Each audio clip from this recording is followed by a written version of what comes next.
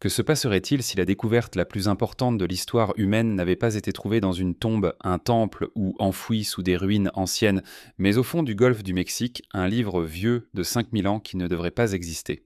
À la fin de 2023, une équipe d'archéologues sous-marins est tombée sur quelque chose qui a plongé la communauté scientifique dans un chaos absolu. Un codex ancien parfaitement conservé contenait des connaissances détaillées sur la conscience humaine qui précèdent chaque civilisation connue de plusieurs milliers d'années. Ce qu'il révèle sur l'existence humaine est si profondément troublant que plusieurs gouvernements ont essayé de le supprimer et les chercheurs de premier plan qui l'ont examiné se sont tus. Les pages à l'intérieur décrivent des aspects de l'esprit humain que nous commençons seulement à comprendre avec la technologie d'imagerie cérébrale à plusieurs milliards de dollars. Les voies neuronales sont cartographiées avec une précision impossible des mécanismes de conscience que la neuroscience moderne ne fait que confirmer, et quelque chose d'autre, quelque chose sur ce que les humains étaient autrefois avant que nous devenions des individus, avant que nous ne devenions des êtres séparés piégés dans nos propres esprits. Les experts l'appellent impossible. Les archéologues marins affirment que cela réécrit toute la chronologie du développement humain. Les neuroscientifiques qui examinent le contenu auraient déclaré qu'il décrit des fonctions cérébrales que nous n'avons découvertes que dans la dernière décennie. Mais voici ce qui le rend vraiment troublant. Ce n'était pas un texte religieux, ni un document historique, ni un traité philosophique ancien. C'était un avertissement. Un avertissement sur ce que l'humanité a délibérément choisi d'oublier et pourquoi cet oubli était nécessaire à notre survie. Un avertissement qui a été enterré au fond d'un océan pour une raison. Fin novembre 2023, une expédition de recherche conjointe s'est lancée dans ce qui devait être une mission de sondage géologique de routine. La collaboration entre la NOAA, l'Institut national mexicain d'anthropologie et d'histoire et l'Institut océanographique de Woods Hole avait un objectif simple, cartographier les formations côtières anciennes de la dernière période glaciaire le long du fond du golfe du Mexique, à environ 140 milles de la péninsule du Yucatan. L'équipe à bord du navire de recherche Atlantis a déployé son équipement le plus sophistiqué. Un sonar à balayage latéral a parcouru le fond marin en grille méthodique, en construisant des cartes topographiques détaillées du paysage sous-marin à une profondeur de 2400 pieds, bien dans la zone de ténèbres permanentes où la lumière du soleil ne peut pénétrer. Les capteurs ont détecté quelque chose d'inhabituel. Parmi les caractéristiques géologiques naturelles, le sonar a détecté une structure avec des propriétés géométriques des angles aigus, une construction délibérée, quelque chose qui n'appartenait pas au chaos aléatoire de la géographie sous-marine. La principale archéologue marine, Dr Sarah Chen, a examiné les données avec une fascination croissante. La structure semblait être une plateforme à niveau partiellement enfouie sous des siècles d'accumulation de sédiments. Son style architectural ne correspondait à aucune construction mésoaméricaine connue. Pas de pyramide maya, pas de temple olmec, quelque chose de totalement différent, quelque chose d'inconnu. L'équipe a déployé un véhicule télécommandé équipé de caméras haute définition et de bras manipulateurs robotiques. La descente a duré près de 40 minutes. À mesure que le véhicule s'enfonçait, l'eau est passée du bleu au noir. Des créatures bioluminescentes se sont dispersées sous les lumières, créant de brèves constellations dans l'obscurité. Le bourdonnement mécanique des propulseurs résonnait dans la salle de contrôle alors que l'équipe regardait ses moniteurs dans un silence tendu. Lorsque le véhicule a atteint la structure, ce qu'ils ont vu a défié toutes les attentes. La plateforme était construite à partir de blocs de pierre taillés avec précision, chacun ajusté avec une précision remarquable. L'architecture ne montrait aucun signe d'érosion qui marque généralement les structures sous-marines anciennes. Et au centre de la plateforme se trouvait une entrée vers une chambre scellée d'environ 12 pieds de diamètre. La scène semblait intacte. Ce qui a le plus frappé l'équipe, c'était le sceau de l'entrée lui-même. Ce n'était pas de la pierre. Il semblait être fait d'un matériau cristallin sombre et vitreux, différent de tout ce qu'ils avaient rencontré en archéologie marine. Le sceau était complètement intact, ne montrant aucune fissure ou dégradation malgré une datation au carbone confirmant plus de 5000 ans d'exposition à l'eau, de mer et à la pression. En utilisant les bras manipulateurs du véhicule, l'équipe a soigneusement examiné les bords du seau. Après près de 6 heures de travail minutieux, ils ont réussi à créer une petite ouverture. La caméra du véhicule a regardé à l'intérieur. L'intérieur de la chambre était vide, sauf pour un seul piédestal en pierre s'élevant du centre du sol. Posé sur ce piédestal se trouvait un objet rectangulaire d'environ 14 pouces de haut et 10 pouces de large, enveloppé dans ce qui semblait être une sorte de tissu métallique. L'enveloppe avait un éclat doré terne même sous les lumières artificielles du véhicule. La préservation était impossible. À cette profondeur, à cet âge, tout ce qui était organique aurait dû être consommé par l'océan il y a des siècles. Pourtant, voici un objet qui semblait avoir été placé là hier. Le Dr Chen a décidé de récupérer l'artefact. Le bras mécanique du véhicule a soigneusement soulevé l'objet enveloppé de son piédestal. Il était étonnamment léger, beaucoup plus léger que sa taille ne le laissait penser. L'équipe l'a sécurisé dans le panier de collecte du véhicule et a commencé la lente remontée vers la surface. 48 heures plus tard, dans un environnement de laboratoire contrôlé à Woods Hole, l'équipe s'est réunie pour déballer leur découverte. Le tissu métallique était différent de tout ce qu'ils avaient vu. Sous grossissement, il semblait être tissé à partir de fils impossiblement fins d'alliage d'or et de cuivre, créant un maillage serré qui avait empêché l'eau de pénétrer à l'intérieur. Le mot métallique ne rend pas justice. Alors qu'il décollait soigneusement les couches, ce qui est apparu était un codex relié. La reliure était intacte. Les pages environ 200 ne montraient aucun signe de dommage causé par l'eau ou de décomposition. Le matériau n'était pas du papyrus. Ce n'était pas du parchemin. Ce n'était pas un substrat d'écriture ancien connu. Le docteur Chen s'est tourné vers la première page. Ce qu'elle a vu a fait trembler ses mains. La page était couverte d'un système d'écriture qui combinait des symboles pictographiques avec des motifs géométriques complexes. Plus frappantes étaient les illustrations des dessins anatomiques détaillés du cerveau humain réalisés avec une précision qui ne serait pas égalée avant l'invention de l'imagerie médicale moderne. Des coupes transversales montraient des structures internes des diagrammes de ce qui semblait être des voies neuronales. Elle a tourné une autre page, une structure en double hélice spirale descendait le centre annoté de symboles. Cela ressemblait exactement à une molécule d'ADN. Une autre page montrait des illustrations complexes des connexions synaptiques, des voies de neurotransmetteurs, des signaux électriques se déclenchant entre les neurones des connaissances qui ne devraient pas exister depuis encore 5000 ans. L'un des assistants de recherche, un doctorant en neurosciences, s'est penché sur l'épaule du Dr Chen et est devenu pâle. Il a murmuré «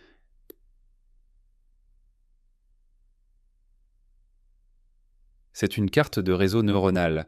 C'est exactement ce que nous voyons dans les IRMF lorsque nous cartographions l'activité de la conscience dans le cerveau. Comment quelqu'un, il y a 5000 ans, pouvait-il savoir à quoi ressemble l'intérieur d'un cerveau vivant ? Comment pouvait-il cartographier des voies neuronales que nous n'avons découvertes qu'avec des microscopes électroniques et des technologies d'imagerie avancées ? Comment pouvait-il illustrer la structure de l'ADN des décennies avant Watson et Crick ? La réponse forcerait l'équipe à remettre en question tout ce qu'elle pensait savoir sur l'histoire humaine, et ce qu'elle découvrirait dans les pages suivantes serait bien plus troublant que des connaissances scientifiques impossibles. Cela révélerait ce que l'humanité était autrefois, ce que nous avons délibérément choisi d'oublier, et pourquoi ce choix aurait pu être nécessaire à notre survie. La première priorité de l'équipe était de comprendre avec quoi ils avaient affaire. Les pages elles-mêmes défiaient l'explication. Elles se sentaient comme du papier, mais c'était pas du papier. Elles avaient la texture d'un tissu, mais n'étaient peut-être pas du tissu. Sous un microscope à haute puissance, le matériau révélait une structure moléculaire qui stupéfiait les scientifiques des matériaux. Le docteur Elena Voss, du département de sciences des matériaux et d'ingénierie de MIT, a reçu des échantillons pour analyse. Ce qu'elle a découvert était aussi impossible que le contenu écrit sur les pages. Le matériau était un polymère synthétique, un hybride de cellulose bio-ingénierie qui nécessitait de la nanotechnologie pour être fabriqué. La structure moléculaire contenait un réseau de type graphène tissé dans les fibres, offrant une durabilité extraordinaire et une résistance à la dégradation.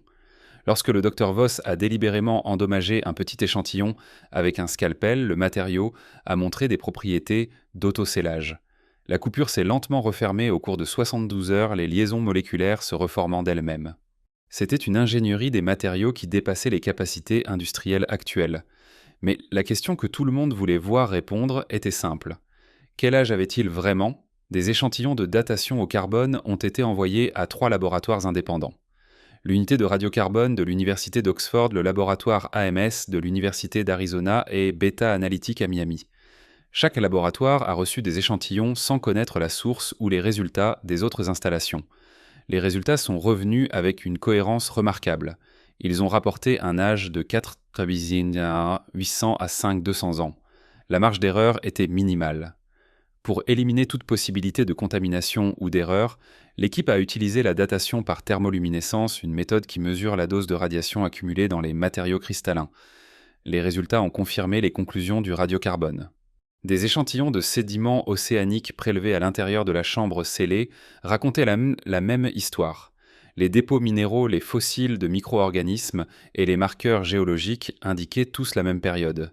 Environ 5000 ans auparavant, lorsque la chambre a été scellée, les niveaux de la mer du golfe du Mexique étaient plus bas. La structure avait été construite sur terre ferme, positionnée à un endroit qui serait finalement submergé lorsque la dernière période glaciaire prendrait fin et que les océans s'élèveraient.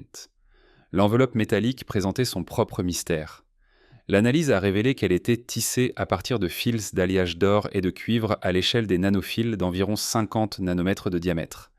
Créer un fil de cette épaisseur nécessite une ingénierie de précision que la métallurgie moderne peine à reproduire. Chaque fil était parfaitement uniforme. Le motif de tissage créait une structure qui agissait comme une cage de Faraday, isolant complètement le contenu des champs électromagnétiques. Des chercheurs de Caltech ont tenté de recréer juste une petite section du tissu métallique en utilisant l'équipement de fabrication le plus avancé disponible. Après 6 semaines, ils ont réussi à produire une approximation grossière qui n'était pas du tout à la hauteur de la qualité ou de la précision de l'original ancien. Le sceau cristallin de l'entrée de la chambre était tout aussi déroutant. L'analyse spectroscopique l'a identifié comme un composite d'obsidienne avec une matrice de carbure de silicium. Le point de fusion dépassait 2900 degrés Fahrenheit. Sa résistance des liaisons moléculaires surpassait les matériaux céramiques modernes utilisés dans les applications aérospatiales. Lorsqu'une équipe universitaire a tenté de synthétiser un composé similaire dans leur laboratoire, le processus a échoué à plusieurs reprises. Le matériau ancien restait supérieur à tout ce qu'il pouvait produire. Si vous êtes encore là, vous comprenez maintenant que cet artefact a été créé avec une technologie que nous ne pouvons pas reproduire aujourd'hui. Commentez le numéro 2 ci-dessous si vous suivez cette découverte impossible et si vous ne vous êtes pas abonné, abonnez-vous maintenant et activez la notification pour ne pas manquer ce qui vient ensuite. Votre soutien nous aide à vous apporter des enquêtes sur des mystères qui remettent en question tout ce que nous savons. Maintenant parlons de ce qui était réellement écrit à l'intérieur de ce livre impossible. Mais comprendre les propriétés physiques n'était que le début. Le véritable mystère résidait dans ce qui était écrit à l'intérieur. Le système d'écriture lui-même présentait un énorme défi. Le docteur Marcus Webb, un cryptolinguiste de Cambridge ayant précédemment travaillé sur des écritures anciennes indéchiffrées, a dirigé l'effort de traduction. Les symboles combinaient des éléments ressemblant à l'écriture proto-almèque avec des systèmes de notation supplémentaires qui ne correspondaient à aucune famille de langues connues. Pendant 8 mois, l'équipe a peu progressé. Ils ont catalogué des symboles cartographiés des motifs récurrents et utilisé des algorithmes de reconnaissance de motifs alimentés par l'IA pour identifier des structures grammaticales. La percée est survenue lorsque le Dr Webb a réalisé qu'il ne regardait pas du tout une langue traditionnelle. C'était un système de notation similaire à la notation mathématique ou chimique moderne, mais conçu spécifiquement pour cartographier la conscience. Des ensembles de symboles récurrents ont commencé à prendre sens lorsqu'ils étaient associés non à des concepts linguistiques, mais à des concepts neurologiques. Le système décrivait des états de conscience des fonctions neuronales et des processus cognitifs en utilisant une logique symbolique qui précédait la logique formelle de plusieurs millénaires. Le premier passage qu'ils ont réussi à traduire a envoyé des frissons à travers l'équipe de recherche. L'observateur se divise de lui-même pour expérimenter la forme. La mémoire est l'effondrement de la probabilité en un flux singulier. La conscience individuelle, l'isolement temporaire du champ universel. Et peut-être le plus troublant, l'oubli était nécessaire à la survie dans la densité matérielle. Le texte ne décrivait pas la conscience comme quelque chose que les humains possèdent. Il décrivait la conscience comme quelque chose dont les humains sont des fragments temporairement séparés d'un tout plus grand. Les 47 illustrations détaillées de l'anatomie du cerveau qui remplissaient les pages du codex n'étaient pas des rendus artistiques. Ce étaient des diagrammes médicaux précis. Le docteur Sarah Patel, une neurochirurgienne de Johns Hopkins, les a comparés aux atlas neurologiques modernes. La précision était remarquable. Les structures internes du cerveau étaient représentées avec une précision nécessitant soit une observation directe de tissus cérébraux vivants, soit une technologie d'imagerie avancée. Une structure a reçu une attention particulière tout au long du texte. La glande pinéale, une petite glande endocrine située profondément dans le cerveau, était mise en évidence à plusieurs reprises, avec une annotation qui se traduisait à peu près par portail vers l'unité précédente. Le cortex préfrontal, la région associée à la conscience de soi et à la fonction exécutive, portait une étiquette siège de l'identité construite. Ce qui émergeait de la traduction était une description cohérente et détaillée de la conscience humaine, qui remettait en question chaque hypothèse sur les connaissances anciennes. Le texte décrivait la conscience non pas comme quelque chose généré par le cerveau, mais comme quelque chose que le cerveau reçoit et filtre. Il représentait la conscience humaine individuelle comme un fragment localisé d'un champ universel de conscience temporairement séparé pour expérimenter l'existence matérielle d'une perspective singulière. Le codex contenait des instructions détaillées pour accéder à ce qu'il appelait la mémoire originale des souvenirs qui existaient avant l'incarnation individuelle des techniques pour dissoudre les frontières de l'ego et expérimenter ce qu'il décrivait comme une conscience non duelle des méthodes pour se réunir temporairement avec le champ de conscience unifié dont toute conscience individuelle émergeait. Le plus choquant étaient les parallèles avec la recherche en neurosciences de pointe. Les études modernes sur le réseau mode par défaut, le réseau cérébral responsable de la pensée autoréférentielle au sens d'être un soi séparé, ont montré que lorsque l'activité de ce réseau est supprimée par la méditation ou des substances psychédéliques, les gens rapportent des expériences de dissolution de l'ego et d'unité universelle. Les états exacts décrits dans le texte ancien étaient les mêmes que ceux accessibles par des techniques spécifiques. Les recherches de l'Imperial College de Londres sur la thérapie à la psilocybine ont documenté des sujets entrant dans des états de conscience où ils ressentaient leur identité individuelle se dissoudre dans une conscience plus large. Les motifs de connectivité neuronale pendant ces expériences correspondaient aux cartes de conscience illustrées dans le codex avec une précision troublante. Le texte décrivait ce qu'il appelait la grande séparation, le passage de l'humanité de la conscience collective à l'identité individuelle. Il dépeignait cela non pas comme une évolution spirituelle, mais comme un choix délibéré, une adaptation nécessaire qui permettait aux humains de fonctionner dans la réalité matérielle, mais qui coupait l'accès à la connaissance collective et à la conscience universelle. Si les humains anciens possédaient cette connaissance, comment l'ont-ils acquise ? Comment ont-ils cartographié l'intérieur du cerveau vivant sans technologie ? Comment ont-ils compris les réseaux neuronaux et les mécanismes de la conscience que nous n'avons découverts que dans les dernières décennies ? Et plus important encore, pourquoi ont-ils scellé cette connaissance dans une chambre indestructible et l'ont-ils enterrée au fond de l'océan ?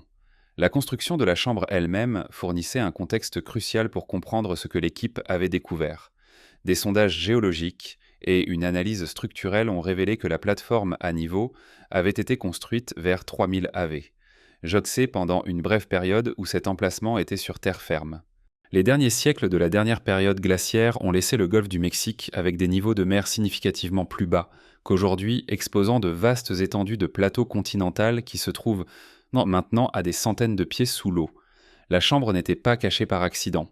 Elle était délibérément positionnée au centre géographique exact de ce qui était alors une petite masse terrestre, un endroit que les bâtisseurs savaient qu'il serait finalement submergé lorsque les calottes glaciaires fondraient et que les mers s'élèveraient. Le moment du scellement suggère qu'ils ont terminé la chambre peu avant que les eaux ne l'engloutissent comme s'ils couraient contre l'inondation inévitable. La construction montrait une ingénierie sophistiquée. Les blocs de pierre étaient extraits de formations de calcaire propres au Yucatan, mais leur assemblage démontrait une connaissance qui semblait déplacée pour l'époque. Chaque bloc s'emboîtait avec des espaces minimaux créant un seau étanche même avant que le matériau cristallin ne soit appliqué à l'entrée. À l'intérieur de la chambre, des artefacts éparpillés autour du piédestal approfondissaient le mystère. Des récipients en céramique, leur émaillage encore intact, contenaient des résidus qui se sont révélés significatifs. Des outils en pierre avec des dépôts cristallins microscopiques le long de leurs bords tranchants suggéraient qu'ils avaient été utilisés pour un travail précis, éventuellement pour la gravure ou la chirurgie. Plusieurs miroirs en obsidienne sculptée polie à une qualité proche de l'optique étaient disposés en demi-cercle autour du piédestal. De petits cristaux de quartz soigneusement sélectionnés pour leur clarté étaient positionnés selon un motif géométrique spécifique qui correspondait à des diagrammes trouvés plus tard dans le codex. Lorsque les récipients en céramique ont été analysés, les résultats étaient surprenants. Les résidus contenaient des splidges des spores de champignons Psilocybe cubensis, des composés associés à la liane ayahuasca, y compris des précurseurs de DMT et plusieurs composés alcaloïdes avec des propriétés psychoactives qui restent non identifiées par la pharmacologie moderne.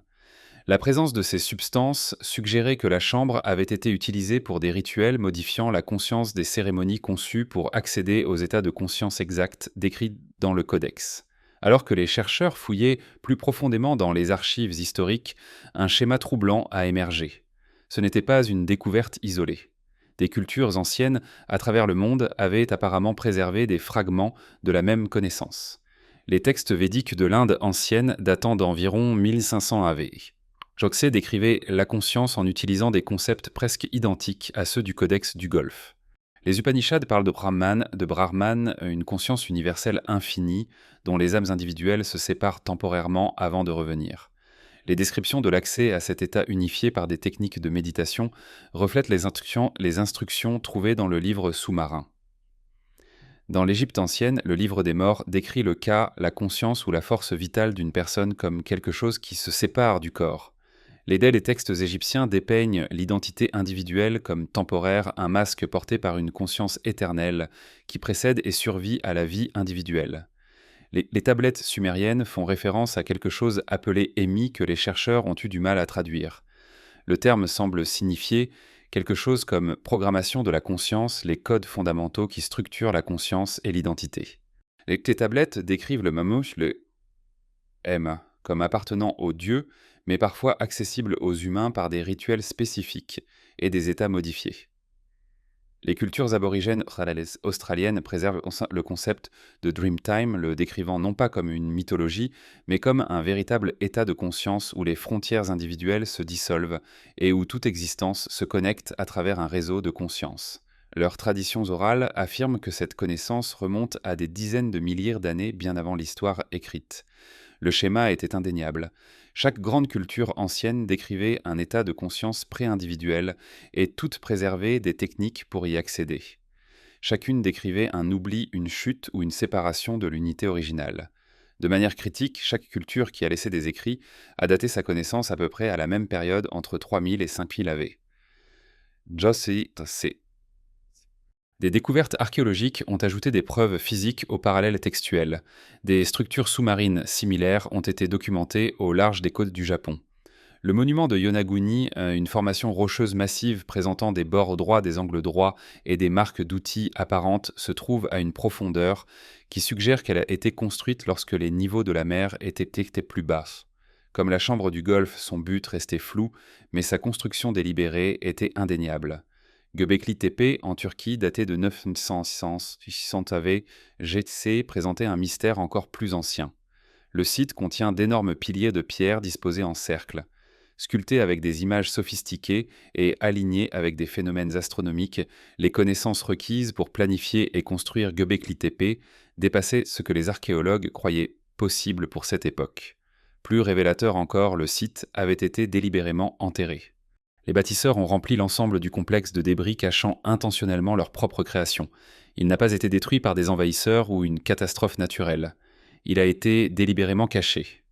Les parallèles suggéraient un schéma mondial de connaissances suivi de dissimulation, comme si plusieurs cultures anciennes avaient découvert quelque chose qu'elles avaient ensuite choisi d'enterrer. La recherche moderne en neurosciences a fourni la confirmation la plus troublante. Le réseau mode par défaut, appelé DMN, est le réseau cérébral qui crée et maintient notre sentiment d'être un soi séparé. Ce réseau génère le récit interne, la voix dans votre tête, le sentiment d'être vous, plutôt que quelque chose ou quelqu'un d'autre. Lorsque le DMN est supprimé, soit par une méditation intense, soit par des substances psychédéliques, les gens rapportent de manière cohérente une dissolution des frontières de l'ego. Ils décrivent un sentiment de connexion avec tout vivant, un état où la distinction entre soi et l'autre disparaît et accédant à ce qui ressemble à une conscience intemporelle, une conscience sans les limitations de la perspective individuelle. Des recherches à l'Imperial College de Londres ont documenté ces expériences lors d'essais cliniques utilisant la psilocybine. Les sujets ont décrit leurs expériences dans des termes remarquablement cohérents.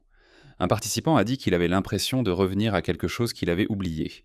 Un autre a dit que ce n'était pas nouveau, cela ressemblait à un souvenir. Un autre a dit que le moi individuel n'était qu'une petite partie de quelque chose d'infini. Un autre a dit qu'il comprenait que la séparation est une illusion que nous créons pour fonctionner. Les états cérébraux mesurés pendant ces expériences correspondaient aux cartes de conscience dans l'ancien codex avec une précision qui semblait impossible. Les motifs de connectivité neuronale, les régions qui s'activaient et se désactivaient, et les changements dans les fréquences des ondes cérébrales correspondaient tous à des diagrammes dessinés il y a 5000 ans. Les théories de la conscience quantique en particulier, le modèle de réduction objective orchestré proposé par Roger Penrose et Stuart Hameroff, décrivent la conscience comme pouvant découler de processus quantiques qui se connectent à une couche fondamentale de la réalité. La théorie suggère que la conscience individuelle pourrait interagir avec un champ protoconscient universel. Le concept fait écho au champ de conscience unifié, décrit dans le texte ancien avec une précision inconfortable. Des études sur les expériences de mort imminente ont documenté des rapports similaires. Des personnes qui avaient été cliniquement mortes puis réanimées ont décrit la sensation de voir leur identité individuelle se dissoudre dans une conscience plus large, vivant des connaissances et des perspectives au-delà de leur vie individuelle. La cohérence de ces rapports à travers les cultures et l'histoire suggérait qu'ils pourraient décrire un phénomène réel plutôt qu'une hallucination. L'implication la plus troublante devenait claire. Et si le codex ne décrivait pas une philosophie mystique ou une métaphore spirituelle, et si cela décrivait une neurologie littérale et une mémoire réelle, et si les humains avaient autrefois existé dans un état de conscience collective, et que l'individuation n'était pas une évolution mais une adaptation, et si le sentiment d'être un soi séparé, la voix dans votre tête, qui ressemble à vous, était en réalité un mécanisme de filtrage qui a émergé pour permettre à la conscience de fonctionner sous une forme matérielle. Mais la partie la plus effrayante n'était pas ce que le livre révélait sur le passé de l'humanité. C'était l'avertissement écrit dans ces dernières pages sur ce que nous avons perdu, pourquoi nous l'avons perdu, et pourquoi tenter de se souvenir pleinement pourrait détruire tout ce que nous avons construit. Les preuves d'une dissimulation délibérée étaient indéniables. Le positionnement de la chambre racontait l'histoire. La modélisation géologique montrait que les bâtisseurs avaient placé la structure à l'emplacement précis qui serait submergé en premier à mesure que la fonte des glaces accélérerait la montée du niveau de la mer. L'analyse des sédiments indiquait que la chambre avait été scellée dans les décennies suivant la submersion comme s'il courait contre les eaux montantes. Ils voulaient qu'elle soit sous l'eau. Ils voulaient qu'elle soit enterrée où elle ne pouvait pas être découverte par hasard. Le chaux cristallin presque indestructible et nécessitant une chaleur extraordinaire pour être créé n'était pas une protection contre les voleurs. Aucun pilleur de tombes ancien ne pouvait atteindre cette profondeur. Le sceau était destiné à durer des millénaires. C'était une capsule temporelle construite par des gens qui comprenaient qu'il cachait quelque chose à l'avenir. Les dernières pages du codex confirmaient ce que l'architecture suggérait. L'écriture différait du reste du texte. Une main différente avait ajouté ces passages plus tard, la langue étant plus urgente et fragmentée. Nous enterrons cette connaissance non pas pour la détruire, mais pour protéger ceux qui viennent après. Le chemin du retour mène à la dissolution de tout ce que vous avez construit. L'identité individuelle est le prix de la survie matérielle. Ceux qui se souviennent ne peuvent pas fonctionner dans le monde matériel. Ils voient à travers l'illusion et ne peuvent plus y participer. Les implications étaient stupéfiantes. Les humains anciens avaient accédé à l'état de conscience original et ils avaient découvert quelque chose de terrible. Ceux qui l'avaient pleinement expérimenté ne pouvaient plus fonctionner en tant qu'individus. Ils ne pouvaient pas maintenir les frontières nécessaires à la survie dans la réalité physique. Sommes-nous des individus qui aperçoivent occasionnellement l'unité ou une conscience unifiée temporairement fragmentée ? Savoir que nous sommes des fragments d'une seule conscience détruirait-il notre motivation pour la vie individuelle? À la psychologie moderne documente des cas qui soutiennent l'avertissement ancien, le trouble de dépersonnalisation. Le contournement spirituel et ce que certains appellent la psychose d'éveil décrivent des personnes qui perdent la capacité de fonctionner après une profonde dissolution de l'ego. Le codex avertissait revenir sans encre détruit le vaisseau. La forme matérielle nécessite des frontières. La conscience sans forme n'en nécessite aucune. Nous avons choisi la forme. Le choix ne peut pas être défait sans annuler tout ce qui a suivi. Le sombre secret n'était pas que les gouvernements cachaient une connaissance interdite. Le secret était que les anciens eux-mêmes l'avaient supprimée. Ils comprenaient que cette connaissance était existentiellement dangereuse. La civilisation dépend de l'oubli que nous étions autrefois une conscience unifiée.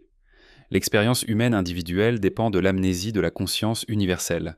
Mais si cette connaissance a été délibérément enterrée il y a 5000 ans, scellée dans une chambre indestructible et cachée au fond d'un océan, pourquoi les institutions modernes essaient-elles encore de la garder secrète? 6 mois après la découverte, le codex a été discrètement transféré dans une installation sécurisée non divulguée.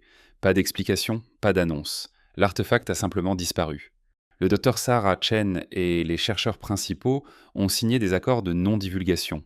Leur enthousiasme a été remplacé par un silence inconfortable. Des articles évalués par des pairs détaillant les découvertes ont été rejetés par des revues majeures citant des revendications extraordinaires et des préoccupations concernant la perturbation des cadres établis. Les présentations lors de conférences ont été systématiquement annulées. Le gouvernement mexicain a révoqué les permis d'excavation. La NOAA a retiré toutes les données d'expédition des serveurs publics. Les universités ont fait pression sur les chercheurs pour qu'ils se distancent des découvertes. Le financement a été retiré. Les conséquences professionnelles sont devenues réelles pour ceux qui continuaient à discuter du codex. Le message était clair, laissez tomber. L'UNESCO a demandé la garde de l'artefact, puis a retiré la demande. Des responsables du Vatican ont demandé à le voir, puis ont rétracté leur intérêt. 3 entreprises pharmaceutiques qui ont tenté d'acheter des échantillons matériels avant que leur demande ne cesse. Des consultants du département de la Défense ont visité le laboratoire. Leurs raisons restent classées. Pourquoi ce silence? Les entreprises pharmaceutiques génèrent des milliards de dollars en traitant les troubles de la conscience. La connaissance suggérant que la conscience fonctionne fondamentalement différemment menace une industrie entière. Les institutions religieuses fondent leur doctrine sur des concepts spécifiques d'âme et de destin spirituel individuel. Les gouvernements s'appuient sur l'identité individuelle pour la stabilité sociale. Les systèmes fiscaux, les cadres juridiques et les droits de propriété dépendent des gens se percevant comme des individus séparés. Mais il existe une autre possibilité. Peut-être que le silence n'est pas une suppression mais une protection. Chaque civilisation qui a découvert cette connaissance l'a enterrée non pas à cause du contrôle politique, mais par une réelle préoccupation quant à ce qui se passe lorsque les gens confrontent la possibilité que l'existence individuelle soit une fragmentation temporaire de la conscience unifiée. Le schéma se répète à travers l'histoire. La connaissance remonte à la surface, est accessible, puis est délibérément dissimulée à nouveau, le même instinct protecteur à travers les millénaires. Si vous pouviez vous souvenir de votre existence avant l'identité individuelle, avant que vous ne deveniez, vous le voudriez-vous? La civilisation survivrait-elle si tout le monde savait qu'il était des fragments temporaires d'une seule conscience? Notre expérience humaine entière est-elle construite sur une amnésie nécessaire? Le Codex offrait des techniques pour accéder à la mémoire originale, mais il avertissait que ceux qui se souviennent pleinement ne peuvent pas revenir à la fonction individuelle. Donc la question n'est pas de savoir si la connaissance est vraie, la question est de savoir si savoir nous sert ou détruit tout ce qui rend la vie humaine possible. Partagez vos réflexions dans les commentaires. Sommes-nous des individus qui touchent occasionnellement l'unité ou la conscience unifiée, s'expérimentant elle-même en tant qu'individu? Merci d'avoir regardé et à la prochaine.